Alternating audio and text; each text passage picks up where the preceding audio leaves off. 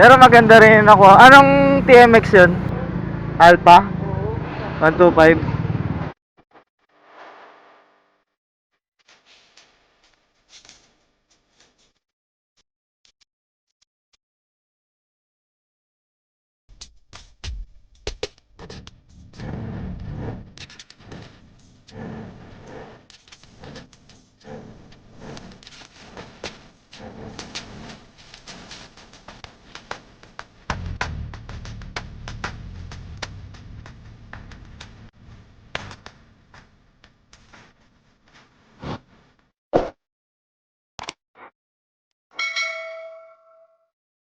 Kahit pang biyahe, maganda yun.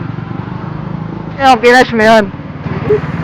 Lugan lang din. Lagan lang din. Magkano ang ano mo down? Down ako ng 20. 20k ang dinown mo tapos ilang year? Isang taon lang. Dalawa? Isa. Isang taon. Pwede na rin. Pero magkano ang magiging monthly mo? 4-2. 4-2. Tapos isang taon. Pwede na. Ako nga rin, nagsawa na ako sa scooter. Gusto ko bumalik ng declutch eh. Kasi ang hirap mahal ng maintenance. Oo nga, nung scooter. Oo. Yung airpod ko, putik. Laging naglilinis. Ulit, panggilid. Oo, panggilid. Panggilid pa lang langis, dalawa na eh. Gear oil saka change oil. Tapos kapag magpapalit ka ng panggilid, kailangan kasama na yung bola, yung belt, utik na yan. Durugan eh.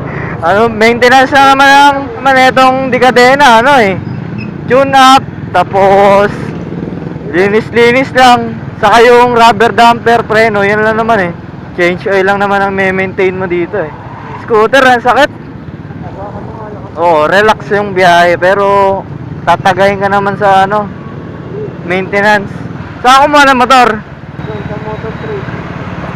Santa Monica, sa abot dyan na sa taas ng simbahan. Sa simbahan. Meron ba dyan? Yung nag-CI. Talaga binibigyan pa yun? Kasi first time ko lang na. Wala, hindi naman binibigyan yan eh. Ha? Hindi naman binibigyan. Basta bibigyan ko daw, 750. Ano niya lang yun. Ba't nagbigay ka? Dapat di ka nagbigay. Hindi pa naman.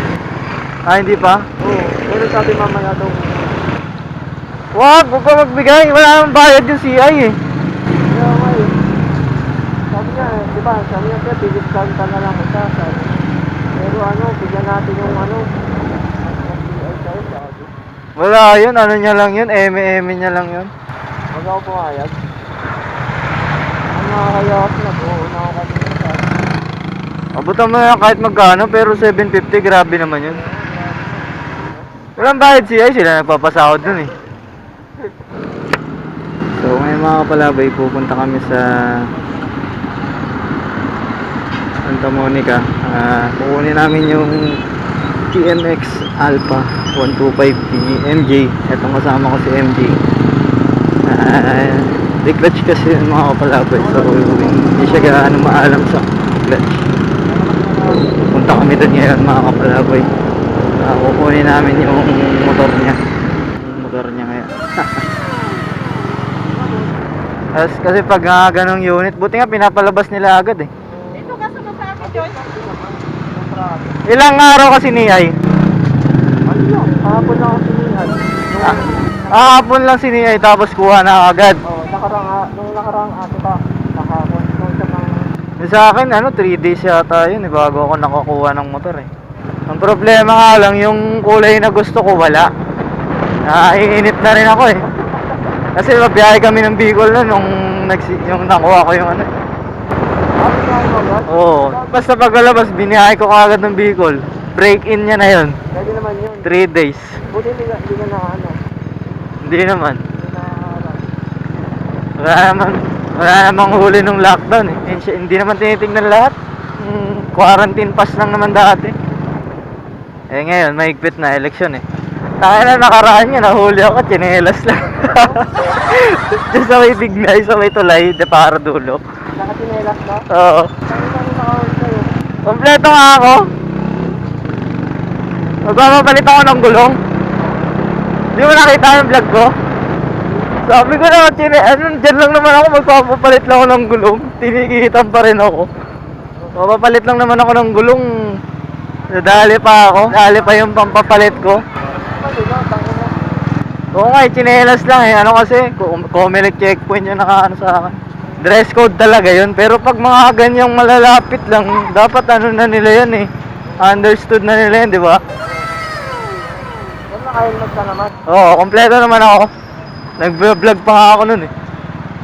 Nasama tuloy sa vlog ko. Dress code kasi yan eh. Kailangan nakasapatos kapag nagmumotor. Ang problema nga lang, eh malapit ka. Kahit mamamalengke ka, magsasapatos ka pa pala. No, bibili ka lang ulo, magsasapatos ka pa, lo. Ano ba ang suot mo? Yung dito na lang pinulat o yung ano? Parang ko. Wala, iba yung sinuot ko, hindi itong tsinelas kong Crocs eh. Yung ano, yung paway. Ano yung may goma? Oo. Natutuwa kasi ako may mga ano, yung may mga tusok-tusok. Masarap sa paa. Dito ka lang kumuha sa Motor Trade.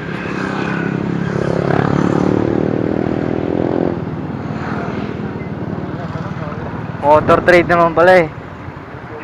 Medyo mahigpit din dito ah.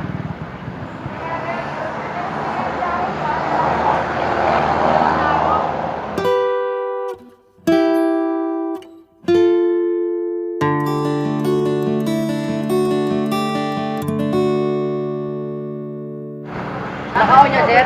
Oo, nakawa niya.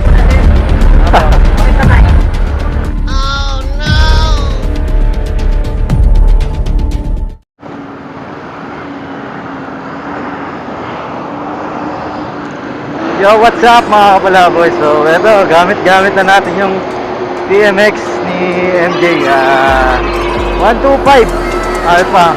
Silver ang kulay. And then, eto, sobrang smooth gamitin mga kapalaboy. So, kinuha niya ng 1 year.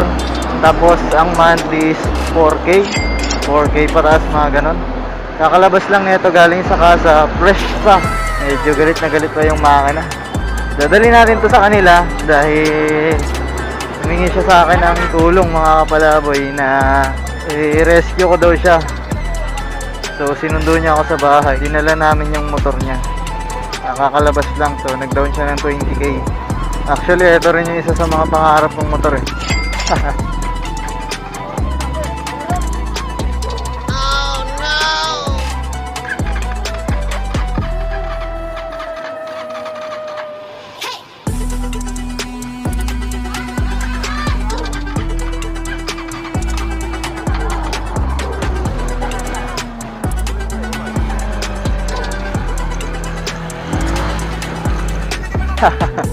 Namatay mga kapalaboy. Naka-off pala yung gasolina. May on and off kasi yung gasolina na ito dito sa kaliwa. Namatay.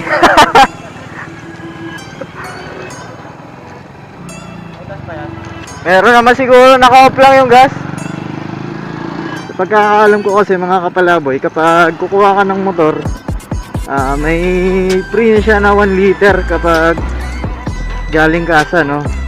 Pagkalabas mo sa kasa, may 1 liter na gasolina dito sa ilalabas mong unit. Medyo malalim yung clutch kasi bago pa. So sa mga hindi nakakaalam pa mga kapalaboy ng paggamit ng D-clutch, ang paggamit ng D-clutch mga kapalaboy ay isasabay mo lang, no? Parang pagtimpla lang. So kapag magdadagdag ka, kailangan mong bitawan tong sinilyador, tapos pipigay mo tong clutch, etong sa kaliwa kapag magdadagdag ka. Ganun din sa pag magbabawas ka mga kapalaboy, bibitawan mo lang yung sinilyador, tapos isasarado mo lang, iipitin mo lang yung clutch, kumbaga pipigay mo lang. So, dagdag bawas parehas lang sila ng proseso. Ang mahirap lang dito mga kapalaboy, piga ka ng piga, saka bitaw ka ng bitaw. Hindi katulad sa scooter or mga matic, cambio lang or sinilyador lang ang gamit mga kapalaboy. Hindi katulad nito na may clutch. So kailangan mo siyang laruin ng laruin. Ako, Nagsimula ako talaga, nag-start akong magmotor. Ang gamit ko is the clutch. So, tricycle pa ng tatay ko yung gamit namin noon ng kapatid ko. Bago ako mag-start sa ibang klaseng motor, sa iba't ibang motor. Hanggang sa natuto ako mag-isa mga kapalaboy. Kagandahan lang dito kasi tipid tong motor na to. Sobrang tipid nito sa gasolina eh. Sa ating pinagkatiwala ni NJ yung motor niya. Kasi wala si Saldog. 2 kilometer pa lang ang tinatakbo niya. Subok na naman ako ng TMX mga kapalaboy. Ganito talaga yung motor na gusto ko dati. So, nagsisimula pa lang ako sa motor kasi subok ko na to eh. Lalo na sa mga long ride. Solid to. Fresh from casa. Ang problema lang dito mga kapalaboy, madulas yung gulong nito. So, kailangan papalitan mo siya ng gulong kapag kukuha ka ng ganito at magsisingle ka lang. Kung naka-design na gulong dito eh, pang sidecar talaga. Sobrang traffic. So, wala na yung may-ari.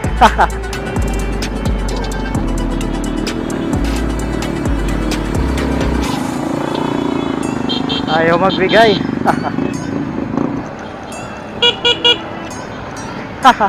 Ang ganda ng busina, no? Bot.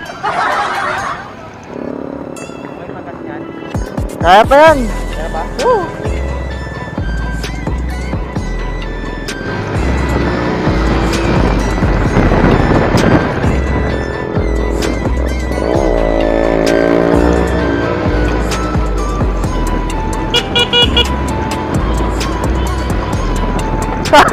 Woo!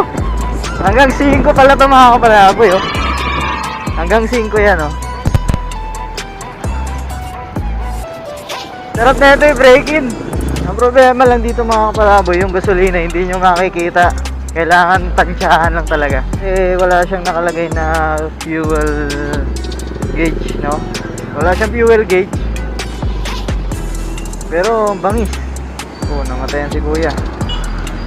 So, isa to sa magiging second option ko mga kapalaboy pagdating sa D-clutch TMX 125. Ang ganda. So, tuturuan ko kayo ngayon mga kapalaboy kung paano i-demo itong clutch. So, eto, babalik tayo sa 0. Ayan, neutral or color green. Ayan, pag bumalik ka sa 1,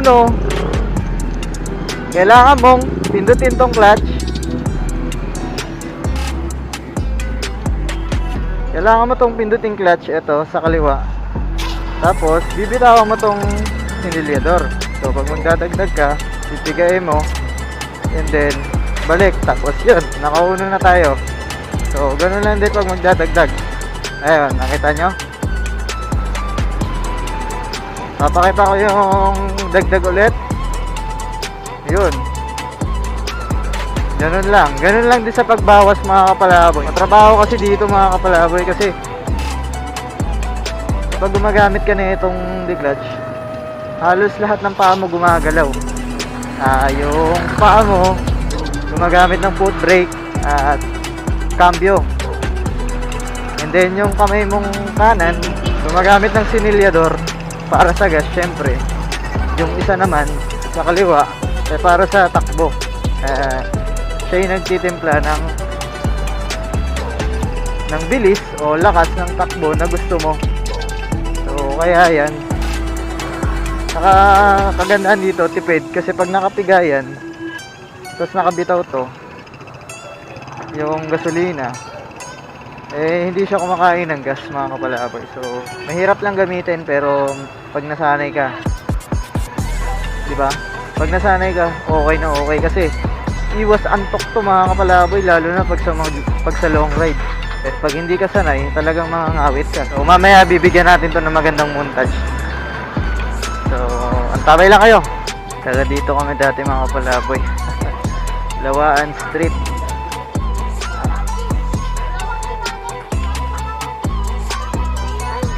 Wait! Uy, Ano yun? kumuha siya bago. Ha? Kumuha ng bago. KMG to? Oo. Oh? Saan niya kinuha yan? Do Santa Monica.